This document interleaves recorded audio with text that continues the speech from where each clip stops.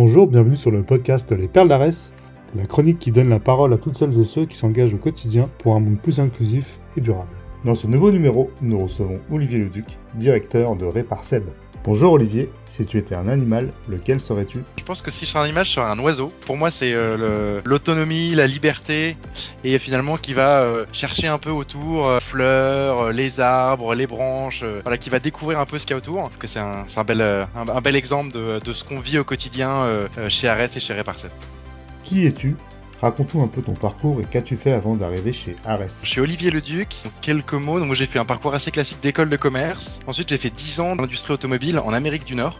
J'ai commencé au Mexique sur du contrôle de gestion dans une usine. Ensuite j'étais dans une équipe de lancement de nouvelles usines au Canada et aux États-Unis. Et ensuite du lancement de nouveaux véhicules. En fait au fur et à mesure de cette évolution, je travaillais en parallèle dans l'équivalent des Restos du Cœur aux États-Unis. J'ai développé cette envie pendant 5 ans d'essayer de développer un projet qui soit un peu plus à impact, comme on dit, tout en ayant une affection particulière pour l'industrie, notamment en local, avec l'importance de construire et de produire en local les biens qu'on consomme. Et j'ai cherché pendant longtemps un projet dans lequel je pourrais réunir industrie et impact. C'est vrai que l'aventure Réparseb, que j'ai rejoint il y a 1 an, était un projet rare dans l'ESS sur lequel on pouvait allier ces deux passions ensemble. Mais au fait, c'est quoi Réparseb ? Réparseb, c'est un modèle de entreprise qui s'appelle Joint Venture Social, JVS pour l'acronyme.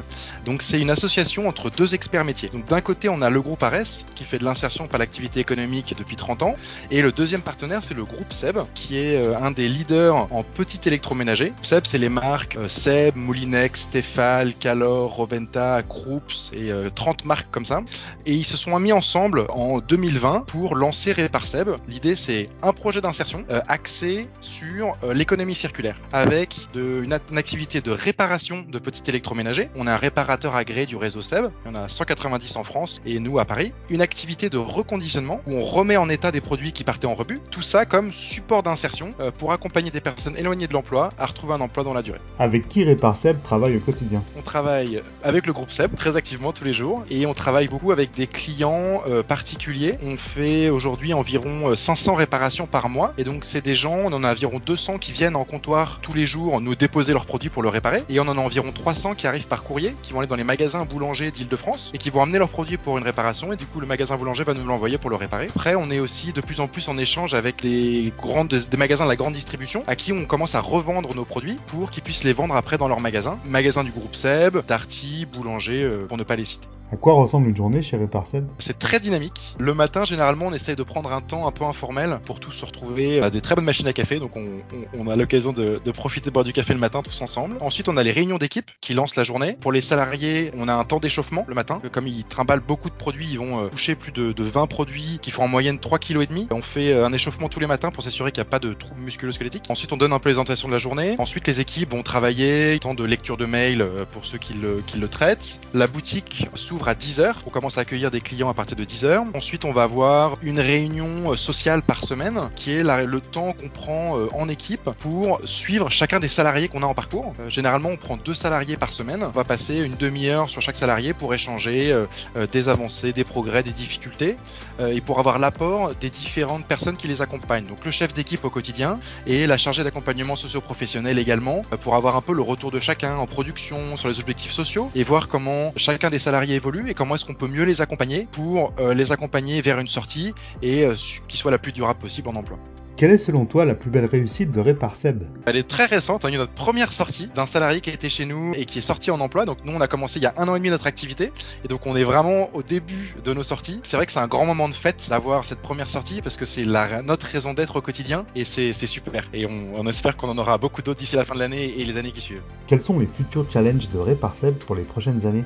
On a 2 challenges à moyen terme et un challenge à plus long terme. Donc nous à court terme, on s'est lancé il y a 1 an et demi. Aujourd'hui on a 15 salariés en parcours et l'objectif d'ici l'année prochaine c'est de doubler. Donc on a des locaux dans lesquels on n'occupe pas encore la moitié de l'espace. On a besoin de doubler notre activité, donc d'accompagner entre 12 et 15 salariés en parcours de plus. Et en fait ça va nous permettre un deuxième objectif à moyen terme qui est un équilibre économique. Aujourd'hui on est dépendant des partenaires projet pour notre équilibre économique, on n'est pas rentable et on a besoin d'arriver à l'équilibre économique de façon à pouvoir atteindre l'objectif de plus long terme, qui est de pouvoir dupliquer le modèle et du coup dupliquer notre impact. Pouvoir accompagner de plus en plus de salariés, notamment sur les métiers de la réparation, qui sont métiers en très forte tension. Pour nous, on a vraiment un objectif très clair à moyen terme, qui est de pouvoir dupliquer le modèle dans d'autres villes et accompagner de plus en plus de salariés vers l'emploi dans la métier de la réparation ou autre, s'ils le souhaitent. Quelles sont selon toi les qualités nécessaires, les compétences à avoir pour travailler chez Réparcel?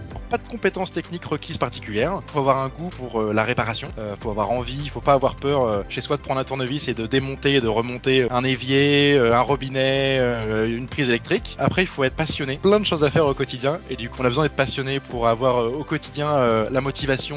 On a tous des difficultés dans le quotidien. Dans les salariés qu'on accompagne, parfois on n'y arrive pas. Et c'est important d'avoir cette passion qui nous anime et qui nous permet de revenir chaque jour avec l'envie de repartir et d'accompagner les salariés qu'on a pour une sortie en emploi. Et je pense que la dernière partie, c'est d'être curieux. Nous, on est une entreprise très jeune, on a à peine 1 an et demi. On a plein de choses à améliorer dans la façon dont on fait les choses, plein de choses à mettre en place. Et donc, nous, on a besoin de gens curieux qui vont aller essayer, qui vont tester des choses qui vont marcher, on les met en place, des choses qui vont pas marcher, on sait qu'elles ne marchent pas, donc on les met pas en place.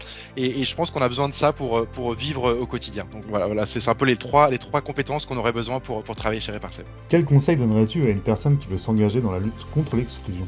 C'est une expérience très personnelle en termes de recommandations. Moi, dans mon parcours, j'ai mis 5 ans avant de trouver une structure qui correspondait à mon profil et qui m'a permis de franchir le pas. Et ce que j'ai découvert, c'est qu'il y a une multitude de structures dans l'ESS. Il y a toute taille, tout type de projet, que ce soit de l'industrie, du service, dans l'hôtellerie, dans la cuisine, dans l'entretien de voirie, dans du support informatique. Il y a vraiment une très très grande diversité. Il y a des structures qui ont 2 personnes, 10 personnes, 300, 10 000 personnes. Et je pense que ce qui est important, c'est de rencontrer beaucoup de personnes dans des structures de différentes tailles, différents types, pour découvrir ce qui nous plaît, ce qui nous plaît moins, et pouvoir s'engager dans la structure qui nous correspond. C'est des métiers qui sont excessivement exigeants et demandants, et du coup, c'est important de trouver une structure dans laquelle on se sent bien pour pouvoir donner le meilleur de soi-même et accompagner des salariés en parcours à sortir de l'exclusion.